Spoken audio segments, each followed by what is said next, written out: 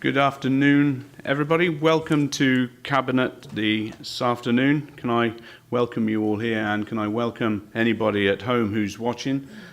Just for information for those who are watching in, I'm Peter Fox, Leader of the Council. I'll just invite Cabinet colleagues to introduce themselves. To my right.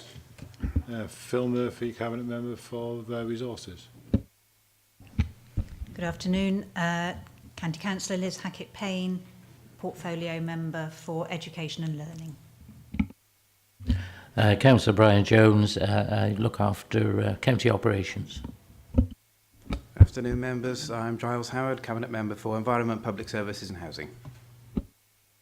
Bob Greenland, Deputy Leader, Cabinet Responsibility for Innovation, Enterprise and Leisure. Phil Hobson, Deputy Leader, Cabinet Member for Community Development. Thank you very much. Dimitri, did you wish to introduce yourself? Dimitri Petruni, Leader of the Labour Group. Thank you, everyone. And we're joined by a lot of officers who obviously will be introduced as they enter the discussions later on. Anyway, welcome. We move on to item 1, apologies for absence, and from the Cabinet, Councillor Jeff Burrows. I can't see Councillor Howarth here either, so I'm assuming there's an apology. There's an apology for Simon also.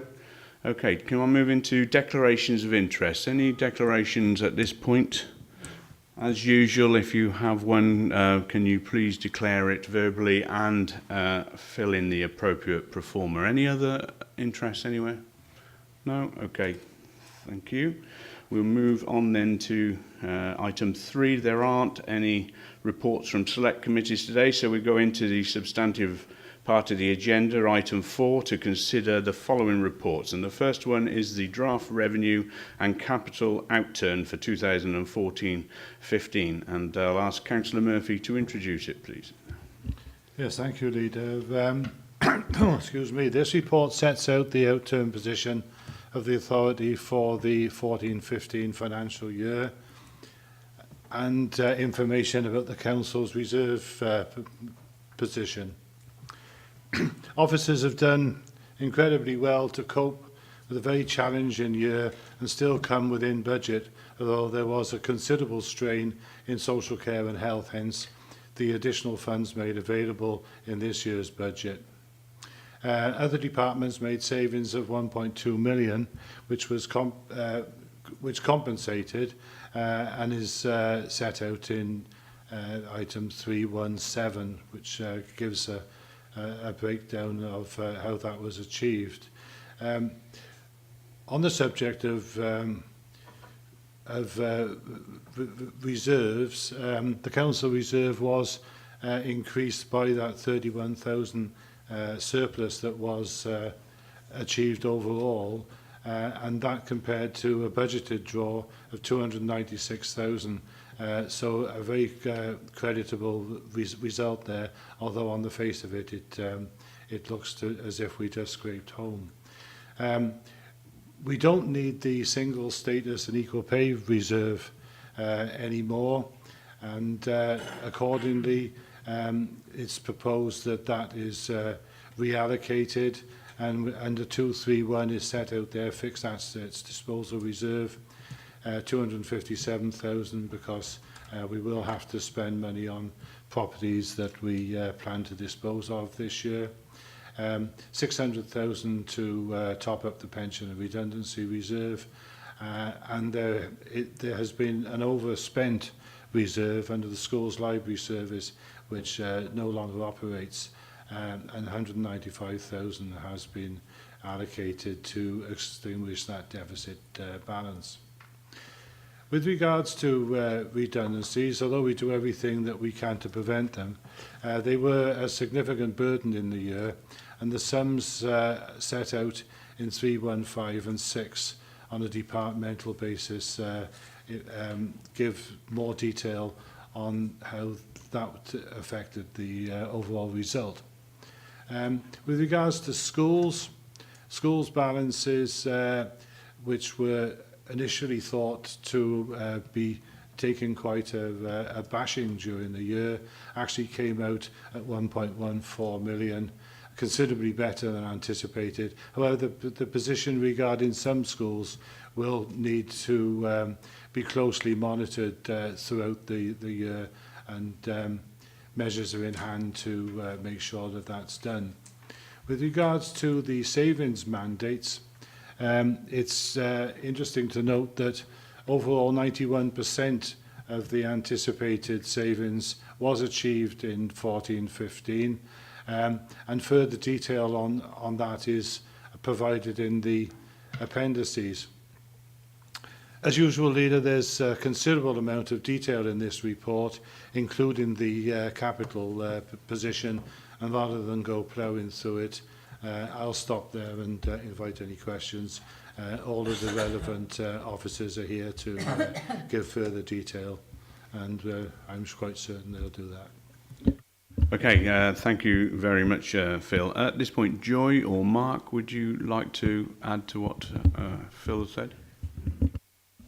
Just to add the caveat that these figures are subject to audit, so during the audit process they could change. But as Phil said, it's a good performance, and we're pleased with the result and the efforts that were put in by officers to bring the budget, bring the expenditure and income in within the budget. Thank you, Joy. And can I echo that from our perspective? Very, very pleased in what is one of the most difficult years we've had. Obviously, we're embarking on future difficult years, we know, but this really showed a strong discipline, a fantastic effort by budget holders to come in as we have is pleasing. I also must credit the schools for the way that they have managed a very difficult, challenging time as well, and we've seen them securing an increase in their reserves. That's a positive situation. There is always this massive discrepancy in what we can expect in school reserves. It always looks a lot worse earlier on than it ends up manifesting. But a good position all over. We recognise the areas of pressure, and there have been other reports which are looking to address that, and there'll be future meetings as well to address the rising pressures, for instance, in children's services. We know that about those issues. So a big thank you for everybody who's worked so hard on this. Colleagues, anybody wish to add further on here? No? Well, That's Greenland. just really to reiterate what you have said, Leader, I think as members we come to expect our officers to deliver on budget, but it is a huge task as we move forward into more difficult times to actually achieve this. And I think our thanks must go to Joy Robson, Mark Howcroft, and to Phil, our cabinet member for finance, and all the officers throughout the council in every department, because they have had to meet some challenging targets to get this figure brought into budget. And I think we mustn't underestimate the difficulty that actually exists in bringing in these figures each year, and as we move forward it will become even more challenging, and I hope that when we're here this time next year we will be able to report equally close budgets. Thank you, Bob, and you're absolutely right. We're going into this next year. We'll be starting conversations with our community and colleagues in the very near future on how are we going to look to manage the forthcoming pressures, which could amount to many millions of pounds again, that we'll need to find ways of managing whilst protecting those key priority areas and accessible local services. That's a priority of the council, so that is going to require us to do things in different ways, and it is going to put a big challenge for all of us, all budget holders, all of us as politicians, and but I'm confident we will find a way through the future years. So colleagues, if anybody else wish to add, Councillor Hobson. Yeah, just to say, Leader, we had this conversation last year, but I'll get in early this year and just say this. It's notoriously difficult. I mean, well, the capital side of your budget, your one-off expenditure is pretty easy to control. You just don't spend it. That's one option that you've got to bring it under control. This is largely revenue with day-to-day expenditure items. In some areas that are notoriously difficult to predict what's going to happen, pretty much held to hostage. We've talked about child services, adult social care, and lots of other things. There are unforeseen items that we can't project what are going to happen. So when you have 140, 50, 160 million pound budget, you have got over 600, maybe 700 functions that we have to discharge. To get in within of that 150, 60 million pounds, you're 31,000 pounds within where you said you'd probably be at worst case. That is a remarkable outturn. That is due to, obviously, strict financial management. We've got a talented team. Joy leads that team. She should be praised for that, again, as every year. Phil Murphy, member for finance, has been on top of it and is on top of it every single day. It has to be said, again, second year running, I have to say, it's remarkable performance because there's lots of things you can't control, and yet the figures they speak for themselves, and it's just sound financial management. But it's not been easy, and it won't be easy in the years to come. So although we've had a good outturn this year, we've got to repeat that next year and the year before in even more difficult circumstances. Thank you, Phil. Mark, is there anything you wish to add? Or no? Or yes? Sure. Okay. Councillor Batruni. Several questions, Leader, mostly for clarity. On page 8, 3.1.16, how many of those, do we know how many staff were made compulsory redundant of those figures? And the next point on 3.1.7, I noticed that it says mandated savings that have not been made in respect of the previous financial year total over £500,000. In order to achieve the outturn surplus, there have been compensatory savings over budget. Do we know what they were? If it was over the mandated ones, if they're in there, please just point them out to me and I can read it. That'd be great. But we need to know what they are because by de facto they haven't been consulted upon, they haven't gone through select committees. The public don't know anything about them. And I know the WAO picked up upon this as a constant problem about savings being made that are unmandated. On page 25, and now this item, I'm willing to take advice from Rob if he's here. This item was pink papers, but now presumably it's in budget. It's all public about Oracle. Can we talk about that, Rob?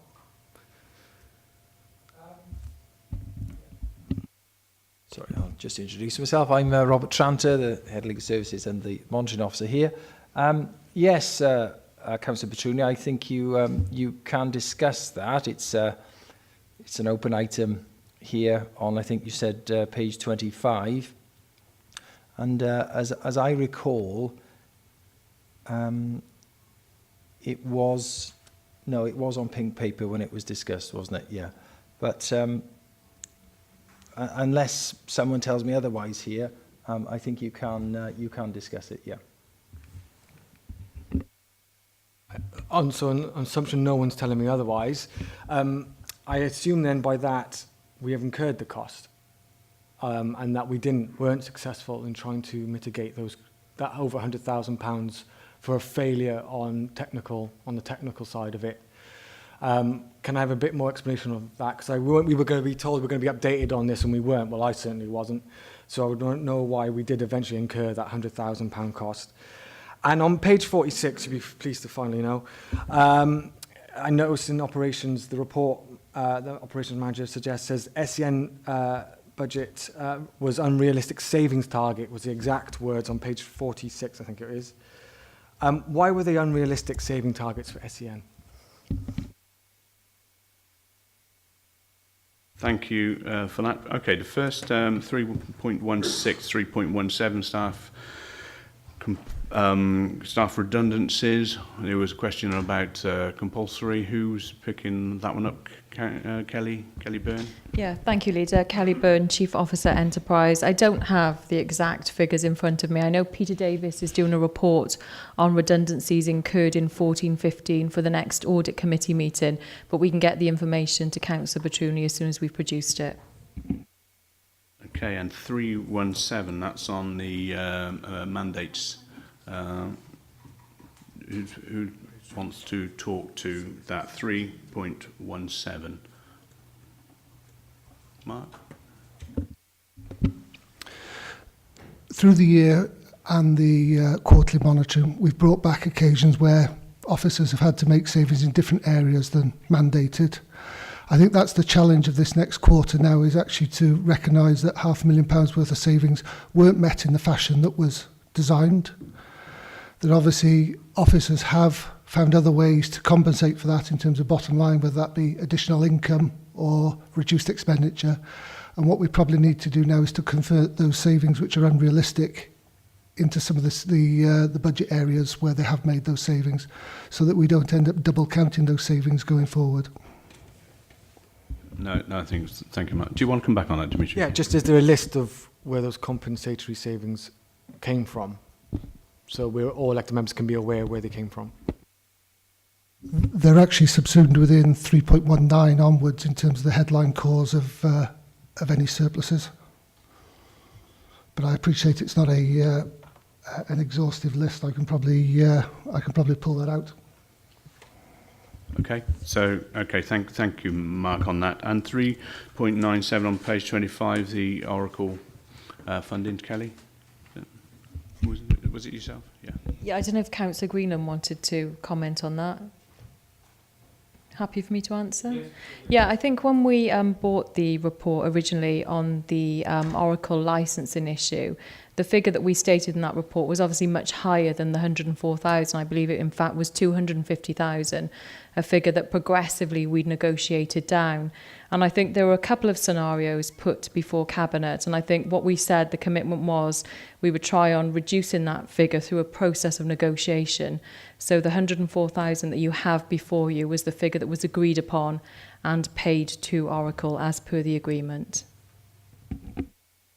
Okay, yes, because that figure was a bit more than that, wasn't it, as I recall? Yeah, double, I think, if anything. Okay, and there was a final point around SEN. We haven't, Sarah not here today. Roger?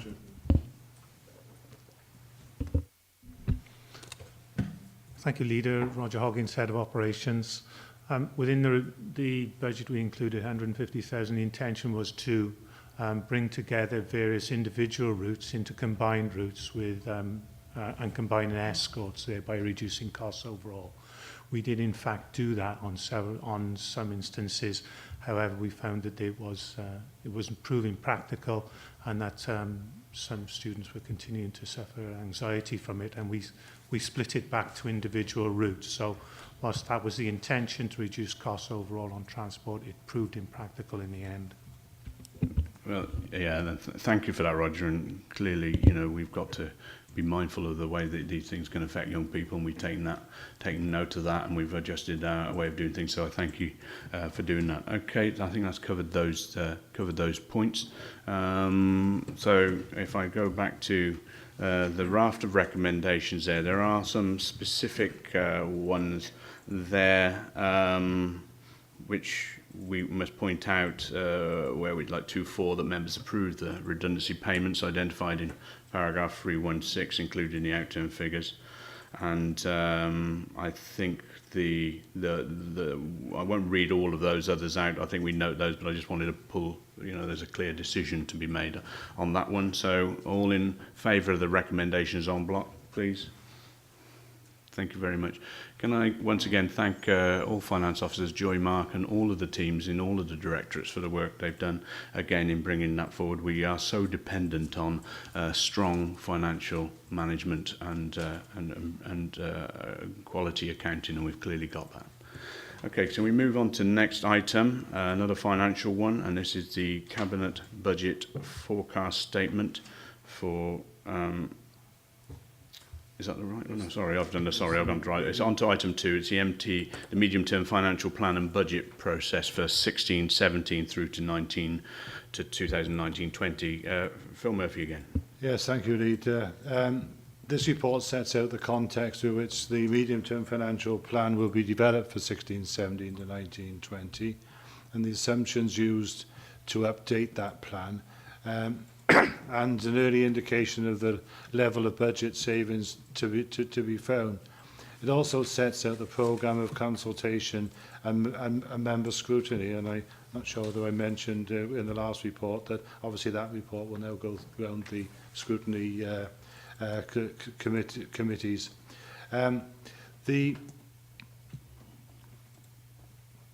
Members will know that the budget and medium-term financial planning process has had a consistent theme over recent years. And over the last 5 years, the Council has had to manage a reduction in service budgets of some 22, nearly 23 million. Funding for the Welsh Government has reduced. At the same time, pressures on the budget have been increasing. And this clearly has proved to be a significant challenge. And the process that has been adopted has sought to maintain a medium-term view on the financial position. The year-end position report that we looked at earlier on continues to demonstrate the tightening of the financial position, and the report also assesses the delivery of savings identified for 14-15. Overall, the outturn position was just under budget, but it means that there was no buffer that we have previously relied on to replenish our reserves. So the message there, basically, Leader, is it's going to make life a little bit harder than perhaps it has in previous years. The rolled forward medium-term financial plan, capturing the next 4-year window, produces a gap of some 13 million based on all of the existing assumptions. And in the absence of indicative figures from Wales Government, the base model reflects 4.3% reductions across the 4 years, because that's what the reduction was in the year that we've just set the budget for. So that assumption's in there. We've also, in our calculations, assumed that the council tax increase will be at 3.95%, but that clearly will be subject to review as the process goes on. But you have to have some sort of realistic figure in there. So for the time being, 3.95 is the figure that we've got in across the whole of the 4 years. Fees and charges, we've got 2.5% increase assumed. However, there'll be obviously further refinement of that when we look at the income generation strategy in due course. As members go through the report, they'll note that there is a considerable amount of detail here on the assumptions that we've made in the planning that has led us to believe that we're looking at having to find 13 million over the medium-term financial plan period. As usual, we're starting off with around about 5 million for the current year. I've got no doubt that figure will change as the process goes on. So this is all set out in here, Leader. It's to give the indication of how we're going about the current exercise and how we're going to be consulting members as we go along. Okay, thank you, Phil. It's a report which we've seen a few times before. Having a medium-term financial plan is absolutely crucial for any large organisation to plan its way through and give some indication of where it needs to be heading over that medium term. I think it's been really important to have that structure. We recognise it's fluid. Some changes come and go depending on levels of reductions or whatever. But straightforward report there indicating those key assumptions for budget build fundamental. Colleagues, anybody wish to add? No. Officers, anybody want to add anything to this time? Joy? Just to say that we're trying to bring the process forward every year, really just because it gets harder and harder every year to deal with the sort of financial position that we're facing. So this report has come forward earlier, which means that maybe some of the figures are not as firm as they would be if we'd left it to later on. but really it is trying to learn from the processes we've adopted in previous years, and bringing it forward will mean that we have more time both to lead in for some of the more complicated, perhaps, solutions that we need to come up with, and more time to engage staff, communities, members in the work that needs to go on to bring forward proposals that would meet the gap. So trying to learn from previous processes, bringing this forward a couple of months so that we've got the summer months to do that work. Yeah, thank you, Joy. And I recognise it is really tough to shift the whole process forward, but it is important. We do want to listen to people, we want to talk to people, we do want to find these new solutions to find our way forward. But 18 million, it's 5 million next year, 13 million after that is a pretty stark set of pressures for us.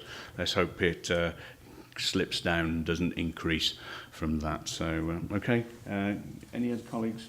No? Dimitri?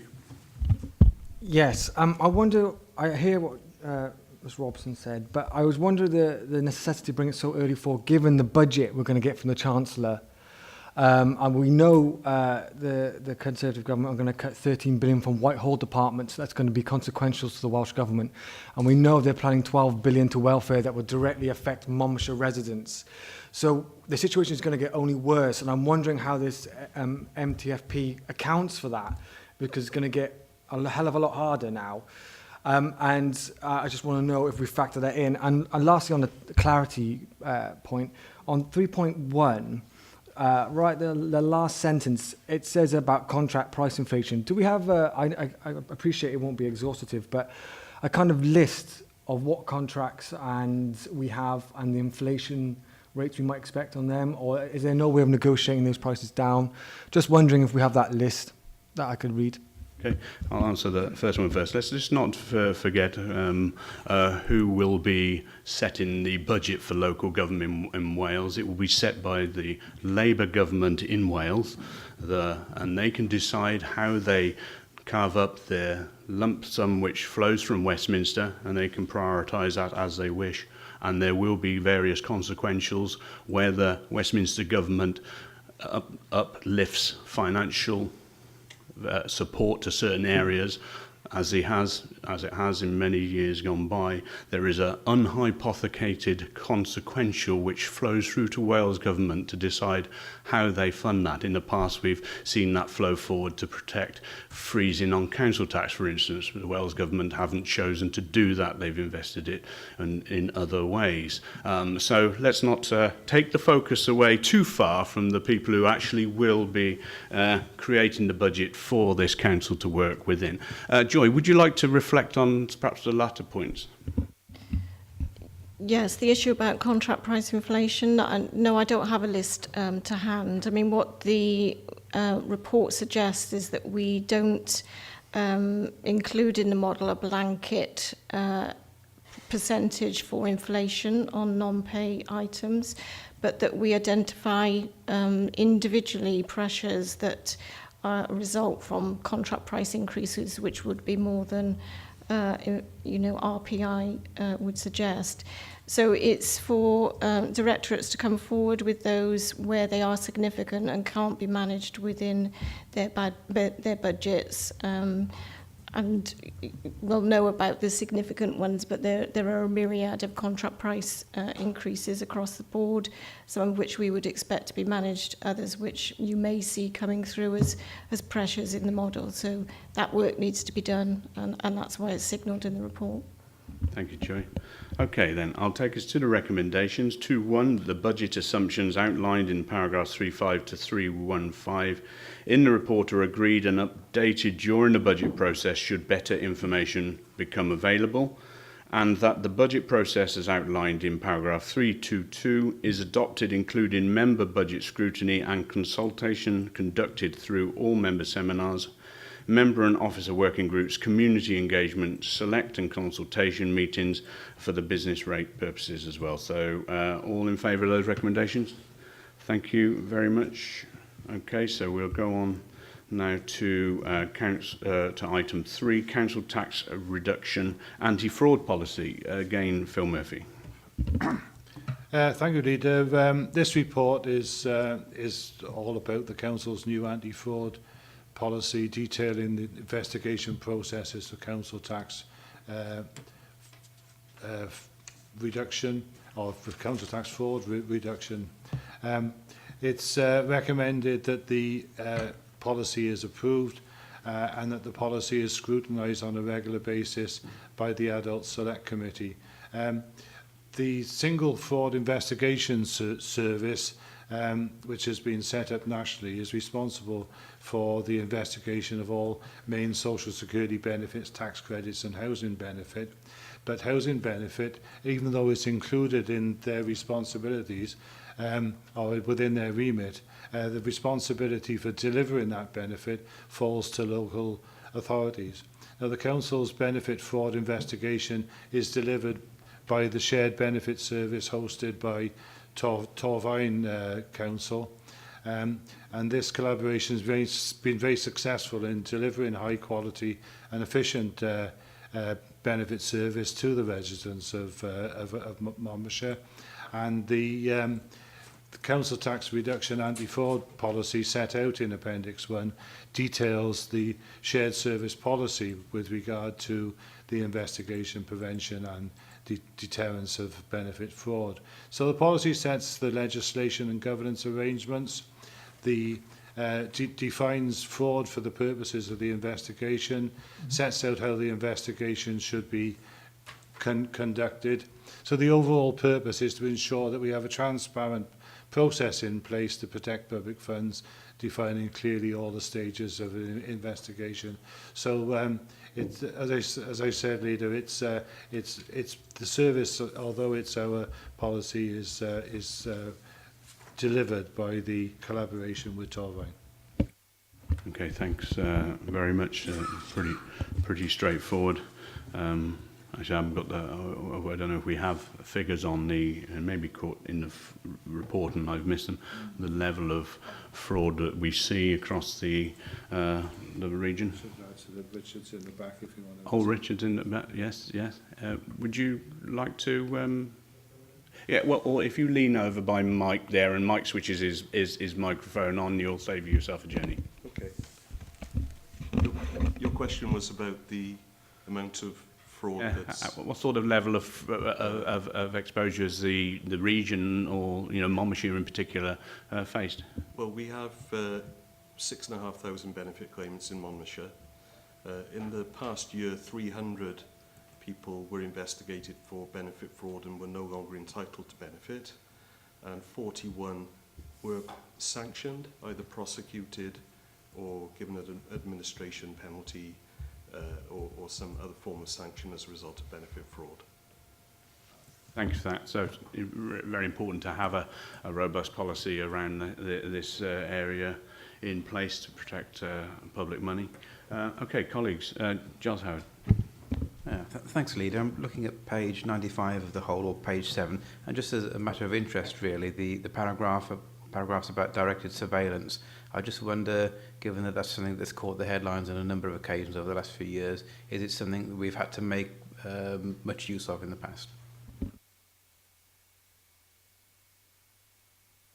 Just in answer to that point, we haven't made any requests under the RIPA Act in respect of directed surveillance.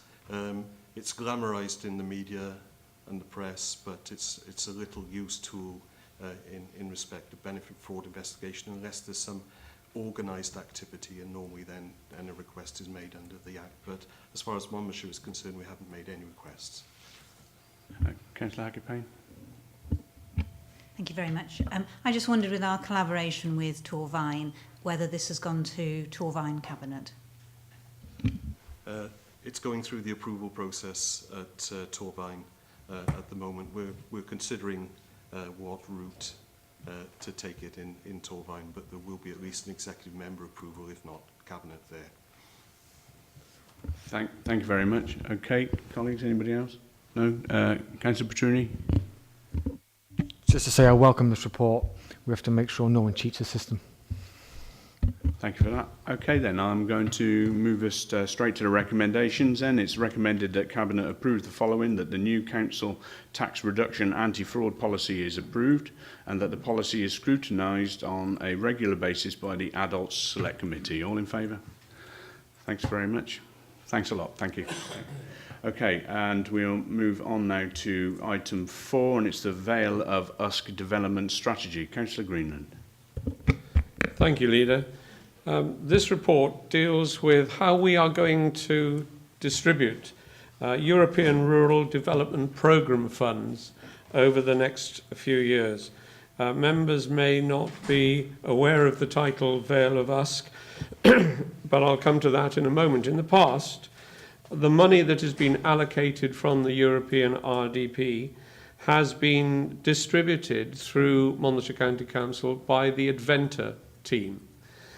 And you've only got to walk through the county or drive through the county and you will see hundreds of projects that have been aided through this very vital scheme. All credit to the officers and many, many volunteers throughout the county who have made all this happen and who have enriched the county through it. This new plan, which will take us through to 2020, is a little different. The money that has been allocated is somewhat less than it was before. In this case, it is 2.79 million, but that's still a substantial sum of money. And the reason why we're now the Vale of Usk and not Monmouthshire County Council is that over the period of this plan, we will be joining with Newport City Council for bringing in their rural wards, which are mainly around the Langstone area, because they are too small to, with the number of rural wards they have, to really manage a programme on their own. So we're very happy to be able to work with them. Now, members will recall that in the past we have had a local action group that has taken forward the strategy and the priorities that we set in establishing where the funding should go. Again, we have a local action group that is coming together to do the work on this, and we are very grateful for volunteers who have come forward and are prepared to do this work. And it's quite a considerable amount of work in sifting through applications and monitoring projects as they go forward. Within the report, you will see under 3.6, you will see the main objectives which will govern the distribution of this money, and there are such things as renewable energy, exploitation of digital technology, and many such priorities that we consider will actually add to the vitality of the areas that are covered. The areas are covered are the rural areas of Monmouthshire as they were before, plus, as I said, the rural parts of Newport. We have with us this afternoon Kath Fallon, who is our Head of Economy and Enterprise. And I'm going to ask Kath to come in with anything that I might have missed. But the only other thing I wanted to say at this stage was that previously this had been managed by Adventa. We have decided this time that it is appropriately managed by our community interest company, CMC Squared, taking this forward. So I hand over to anyone else who wishes to contribute, particularly Kath. Would you like to come in at this point? Thank you, Bob. That's great. It's a real opportunity for Monmouthshire. As you've said, we've have managed a rural development programme funding in the past for almost 13 years now, so we're quite old hands at this. It is a very new move for us to be working so directly with Newport City Council. However, this is a real opportunity in terms of how we can share some best practice in what's happened previously in the Monmouthshire programme, and also learn from Newport in terms of some of the new initiatives they would like to pilot. We will be calling for projects at the beginning of July, August, and we have a very competent team within the authority who will help facilitate the projects that come forward from communities. We very much look forward to this being the success that it has been in the past. As we say, it is an annual strategy, so it will be revised on an annual basis. However, the 5 themes will remain the same and are totally complementary in terms of what we intend to do in Monmouthshire in terms of our Monmouthshire Business Growth and Enterprise Strategy and also our priorities as an authority. Thank you. Many thanks, Kath. And some good work, great work gone on over the years. It's good that we have that ongoing relationship with Newport. Didn't we? We had last year we were doing some with Newport as well, weren't we? Last year we were actually pulling the local development strategy together. It's taken a few months to actually get to a point where the strategy's been approved by Welsh Government for various back and forths. But yes, so this has been ongoing now probably for about 12 months, yeah. Okay, thank you. Okay, colleagues, anybody wish to add to this? No? Councillor Petruni? Yes, I know Councillor Greenland said rural wards, but there's reference to service centre wards in here, and I noticed that one of them is St Christopher's, my ward. And I've read the report, and maybe it's in there, I've completely missed it, but it doesn't really explain what service centres are and how we would sort of benefit from that. If it's saying that at all, I'm not sure. So just a bit of clarity, effectively I'm asking. It's interesting about CMC Squared. Is it hoped that CM Squared makes money out of this then? Given that is some of the purpose of CMC Squared. Kath, would you like to come in on those points? First of all, to take the service centres, all our rural population go into towns for services, and that's purely what it means, really. Unfortunately, and I apologise, we should have made that clear within the report. However, Monmouth is actually the only town that's included within the rural development programme, so the whole of the town is included. However, we are able to support activities in the towns if we can prove that the benefit is going to the rural community, as we have done supporting the Abergavenny Food Festival in the past, when food producers from the rural areas have actually come in to attend an event. We've been able to support them in that way. In terms of money, the recommendation is actually to underwrite the match funding element of 20%. It is hoped that most projects that will come forward will have that match funding element. So there is actually an opportunity potentially for some cost savings. So we're actually looking at the underwriting at the moment as opposed to making profit. However, there is an opportunity for us to look at potential additional investment. The purpose of the LEADER programme is to pilot innovative activity with a view to mainstreaming it going forward. And we would look to bring in additional European funds or national funds to actually make sure these things are taken forward to the next level and maximise the value. Thank you, Kath. Any other Cabinet members? Can I bring Bob back in, please? Yeah, just on the question of CMC Squared, the purpose of CMC Squared is to add value to Monmouthshire. Now, that doesn't necessarily mean making a profit, but what it does mean is that through the operation of the company, the quality of our county is enhanced, and that is therefore very much in line with what this is intending to do. So CMC Squared is an appropriate vehicle for taking this forward.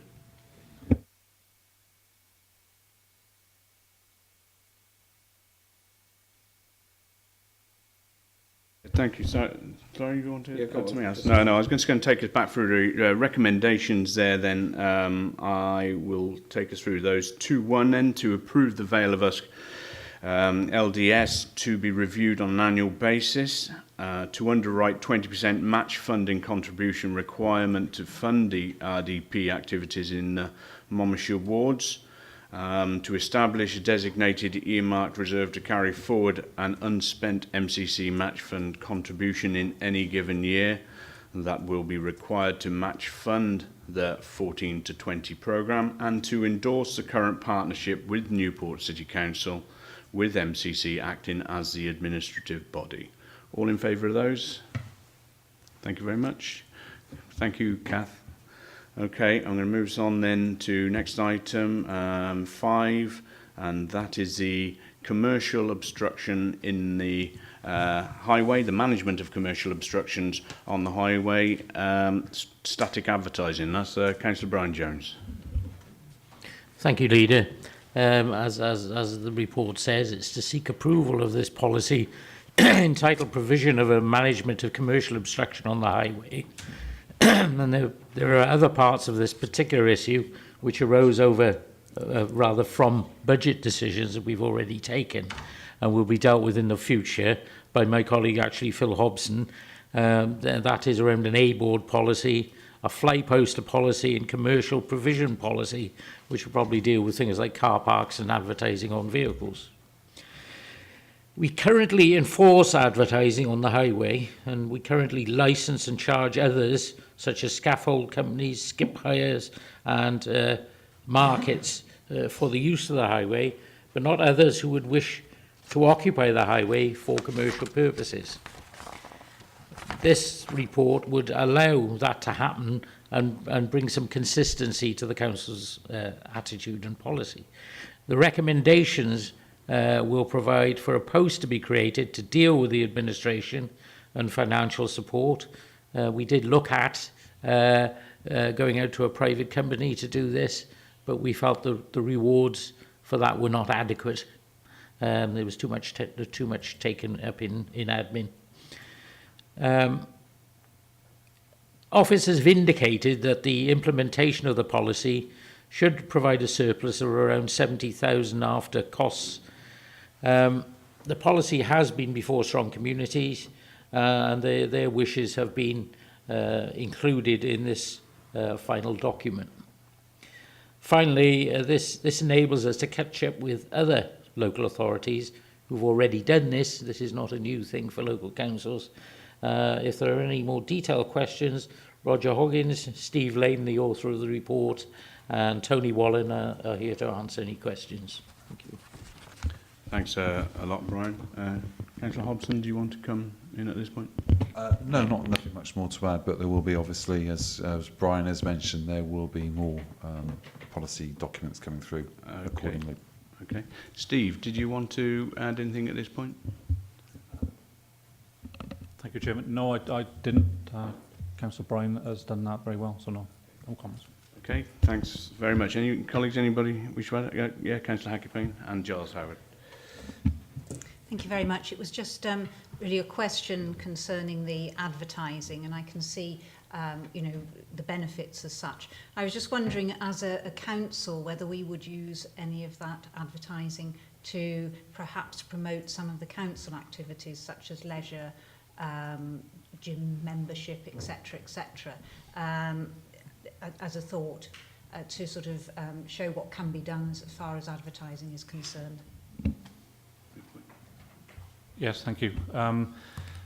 Any unsold sign spaces will be used for the benefit of the council, primarily for charities and non-profit making organisations, but we'd have to be careful to allow Monmouthshire profit making organisations above a private organisation. So yes, we would. Councillor Howard? Yeah, thank you, Leader. A couple of points, and I should say I'm supportive of the report, but a couple of concerns, and I suppose one of them is, and I'm particularly thinking of static advertising, that a couple of authorised signs might trigger a proliferation of others, and particularly if they're on land that's adjacent to highway. And I wondered then on page 194, and you've got the flow chart of the decision making, will there be an opportunity for local members and or town community councils to have some input? Because although there might be a general awareness of the policy, it's one thing to have that and then a couple of signs to pop up and everybody saying, well, where the hell did those come from?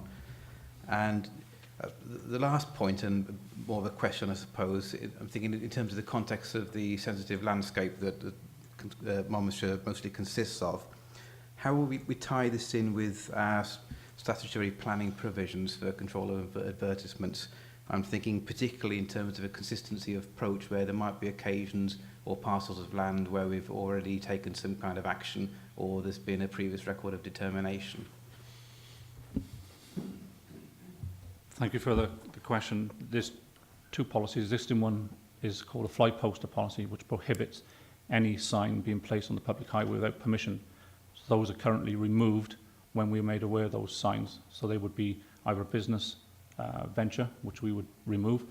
If they're a charity and have permission, we would leave them. If they're a charity without permission, we would approach that charity and ask them to apply for permission. So that's the fly poster side.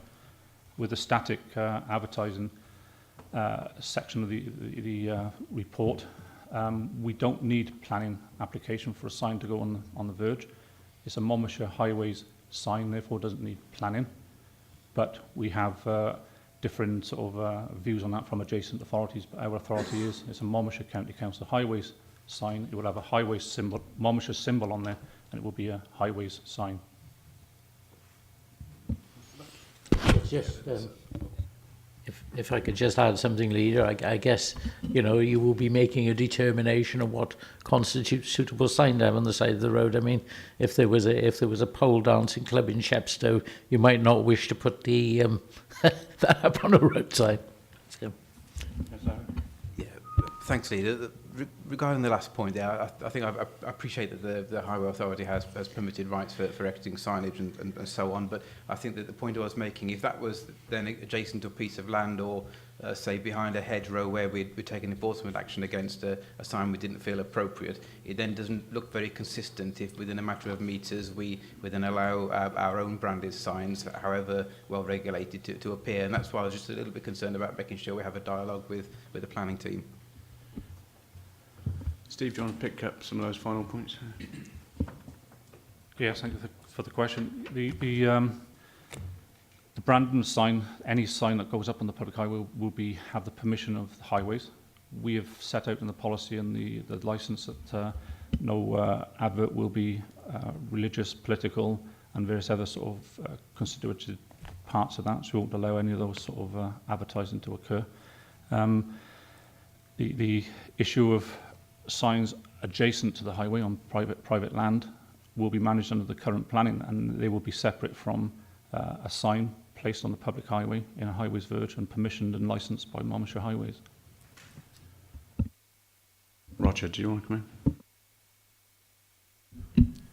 Yeah, thank you, Leader. The only thing I would add is we have to be sympathetic about how we place these and what's actually, what is actually advertised on those. So there will be discussions with our planning colleagues and with local councillors and local councils about their actual positioning. Nevertheless, it is a decision taken of the authority to introduce this and is built within your budget to do so. It's probably something I've missed in the report, but what about roundabouts on trunk roads? Are we allowed to do anything in that regard yet? Thank you, Chairman. I'm afraid that's not going to be an option as if for the foreseeable future. It is something we've raised with South Wales Trunk Road Agency. At the moment, they have a blanket refusal on any advertising other than statutory or necessary signing on trunk roads and motorways. That's a shame. I think that's a short-sighted approach, really, for Wales government, actually, because we should be stimulating and welcoming people to Wales. Like Chepstow's a prime example. When you enter Larkfield roundabout, you know, it should be, that's the gateway to Wales. Welcome to Wales, and all that can be offered through the Wye Valley and the racecourse and everything else we offer. You know, I think it's a real opportunity which they need to really think hard about. But we in time, perhaps. Tony, sorry. Thank you, Leader. Just to outline that we are working quite hard with Sutra with this. They are quite intransigent with some of these issues, so we are working hard on it.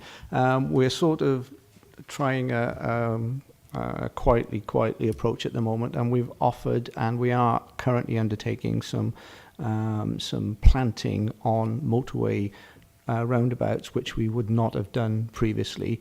And you'll start to see most of the gateway roundabouts coming from trunk roads onto our LA roads now with a wildflower planting projects that we've started, and we are expanding that on an annual basis at the moment. It's a low cost option, but it does improve the gateway appearance to our authority. Thank you, Tony. Councillor Hobson. Yeah, Leader, just want to reiterate. I mean, maybe we need to ask them to think again and actually remember their own actions on roadside advertising, and particularly in welcome routes. It wasn't that long ago where you could not move on a trunk road or a motorway or the tolls at the Severn Bridge, which were emblazoned at Welcome to Wales for the Ryder Cup, and then again for the NATO summit. So the president is there, frankly, leader. They will advertise it when Welsh Government wants to advertise on their roads. And the fact that they're saying a blanket no actually doesn't exist. So they will do it when it suits them, but they won't do it when it suits us. Okay. Right. Anybody wish to add further? No? Councillor Petruni.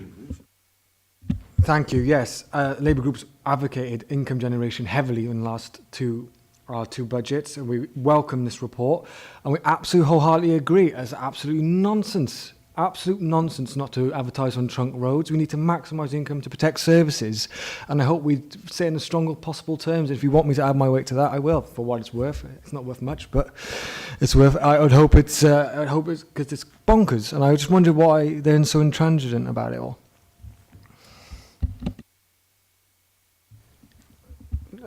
Yes, Leader. There has been, as Councillor Hobson has already said, Welsh Government are very keen to advertise, shall we say, politically advantageous events that they have sponsored, and no doubt that will continue.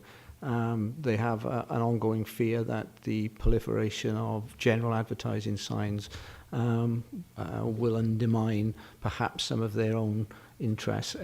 It's a difficult area for them, and it would have to be closely, if it does come around, it will have to be closely monitored and made in such a way that it meets a number of policies. So it is a difficult one for them, and it's not straightforward. It's not something they're going to agree to in the short term. Okay, thanks. But thanks for what? Yes, certainly, go on. Just on the policy itself, I tried to understand who makes the final decision of what's advertised. Who's the final? Is it the cabinet? Is it our officer? Is it? Yep, Brian, do you want to? Roger can probably fill that in for you.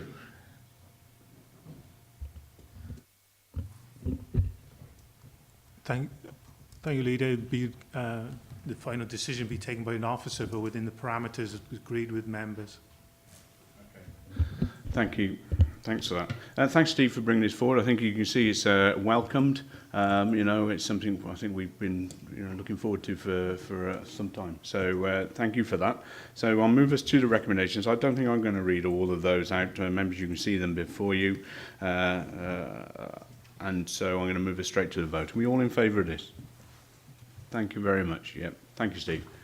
Okay, I'm going to move us on then to the next report, and it's the Chrysonon Section 106 funding. Bob Greenland. Thank you, Leader. Members may remember that in 2011 we came together to approve funding from a development in the Chrysonon area.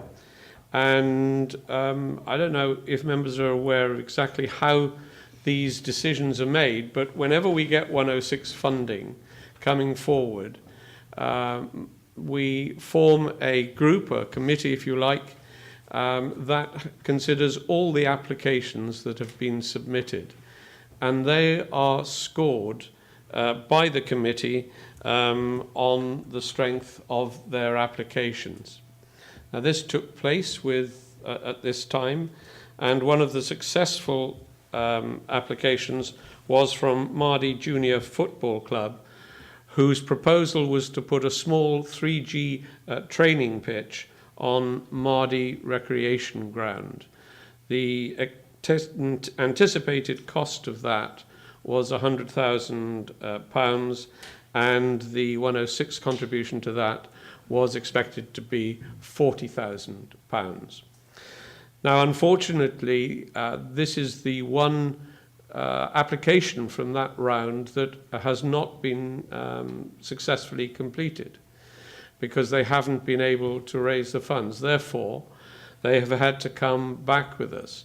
They have come back to us with an alternative proposal for a grass pitch, which does cost pretty well the £40,000, £39,000 to be exact. Now, when the committee takes into consideration these applications, it does so, as I said, on a scoring system. Taking into account, one of the things it takes into account is in fact the contribution from the particular organisation. And so it seems to me to be unfair to simply reallocate that, or to allocate that money for what is an entirely different project to this organisation. It would be unfair on other organisations within that area that also submitted, but who didn't meet as high a score as this particular organisation. I think the fair way of dealing with this is to convene the committee again with this budget and to invite applicants to reapply, including the football club if they wish, and for them to be scored then on their projects as they come forward. So that is the purpose of this report, and that is effectively what the recommendations are asking for. Thank you, Bob. I think it is a very self-explanatory report and see exactly where you're coming from and that lot of recommendations. I'll invite Mike Moran as author. Is there anything you wish to add, Mike? No, not at this stage, Leader, I don't think. I think Councillor Green has explained it very well. Okay. Okay. Cabinet members, anybody want to reflect further on what Bob has said? No? Councillor Petruni? No? Sorry, I can't let you in. Sorry. Okay. So then the recommendation then for us is it's not actually the recommendations here. Let's just check these through. A new application allocation process be undertaken in respect to the 40,000 available to be spent on adult youth recreation projects in the Lantilio Patholi Community Council area, and a new assessment panel to set up, consider the applications received and to formulate recommendations for future consideration by Cabinet. Yes, those two recommendations pick up exactly what Councillor Greenland said, and we hope that's something which can happen in the not too distant future. This has been this money has been around for a while now. I don't know how time limited it is. Mike, perhaps that would be helpful to know the importance of getting on with this. Fortunately, in this case, Leader, there is no time limit in the 106 agreement, but we would obviously like to get it out of the way as quickly as possible because the value of the money is reducing year on year, really. Okay, yeah, thank you for that. Okay, so the recommendations, as I just read them out, 2.1 and 2.2, all in favour of those? Great, thank you very much. Thank you, Mike. And on to the final report today, and that's the Welsh Language Monitoring Report for 2014-15. Councillor Phil Hobson. Diolch yn fawr. Thank you, Leader. Cabinet is asked to note the contents of the attached Welsh Language Monitoring Report 2014-15 that has been produced in line with the requirements of the Welsh Language Act 1993. The monitoring report details our compliance with the action plan in our Welsh language scheme, gives details of specific Welsh language records and all evidence of good practice carried out by this council over that 12-month period. Cabinet is therefore asked to approve the report as a record of the council's activities over the last year in respect of its compliance. The report after this will then be forwarded to the Welsh Language Commissioner's Office by the end of the month for their scrutiny, response and for their formal approval. Should be noted that also the Welsh Language Scheme sets out our commitments for the Welsh language in a 3-year period 2012-15 and beyond, and that the annual monitoring report gives a detailed account of our compliance with a detailed time-aligned action plan. There's also, you'll notice in the reports, some risks that we have to put into the organisation in future years, and I will be able to take questions on those. Okay, thank you, Phil. I don't think Alan's author of the report, Alan Burkett, is here today, but some real good progress made. Again, also interested in the report to note the level of Welsh speakers within the authority, and also how many, including one of our Cabinet colleagues, who've taken some Welsh training as well. Indeed, it's something I think I need to pursue, and we'll be speaking to Alan about, certainly, especially as we are moving now towards the Eisteddfod looming up on us. Next year, fantastic event for Monmouthshire, and we have the proclamation this year, as we know, as well, in this month, which is really important. But I commend you, Phil, and Alan, for the work that's been happening, and certainly accept this report as a good record of what has actually gone on. Colleagues, anybody wish to add? Yes, Councillor Howard. Yeah, thanks, Leader. Fully support the report and the great work that Alan's done. I did notice my name in the appendix, which I thought was maybe over-egging things a bit, as an anffodus dwi'n siarad Cymraeg yn tipyn bach. Diolch yn fawr, that's good. Okay, colleagues, any other Welsh speakers in the room wish to add any contributions to this? Dowie's giggling. Dowie's at the back. He's our Welsh speaker here today, so that's good. And I don't know if Chief Executive wanted to mention anything on within. Maybe next time. Okay, right, colleagues. Seriously, anybody wish to add anything further? Okay, Councillor Petruni.